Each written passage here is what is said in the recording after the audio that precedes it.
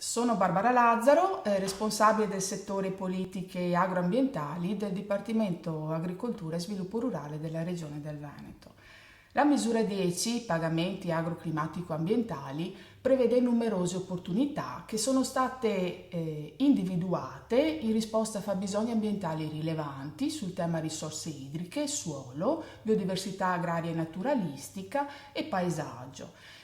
La misura 10 può riconoscere a chi dispone di superficie agricola degli specifici pagamenti per impegni quinquennali che vanno al di là della normale coltivazione ordinaria dei terreni e vanno al di là delle disposizioni di base che sono già prescritte dalla condizionalità.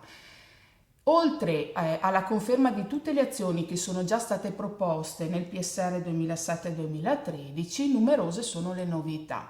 Tra queste vi sono le azioni della linea di intervento 1016, la principale e importante è la gestione sostenibile della rete idraulica minore che va in collegamento con la sottomisura 4.4 investimenti non produttivi del PSR. Qui si propone di migliorare lo stato ecologico di fossati aziendali, interaziendali, dove vanno a essere ricostituite tutte le componenti ecosistemiche sia della fascia riparia ma anche della vegetazione acquatica interna.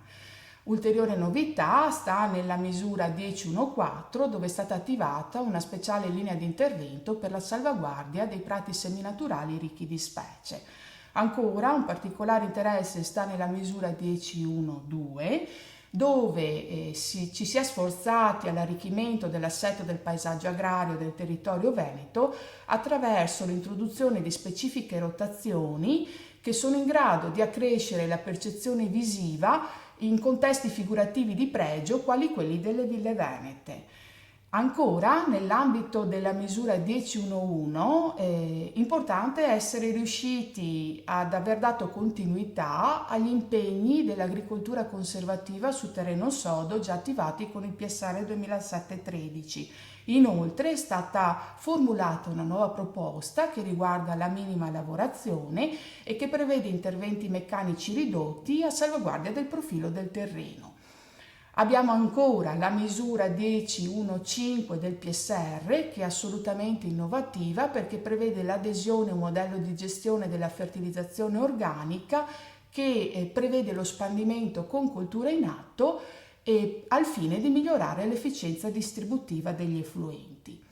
Un capitolo a sé stante è la misura 10.2 del PSR che continuerà a sostenere tutti i progetti di conservazione agraria delle risorse genetiche in agricoltura attraverso dei benefici agli enti pubblici. Da ultimo ricordiamo che tutte queste azioni possono essere anche partecipate attraverso progetti collettivi attivati con la misura 16.5 sempre del PSR.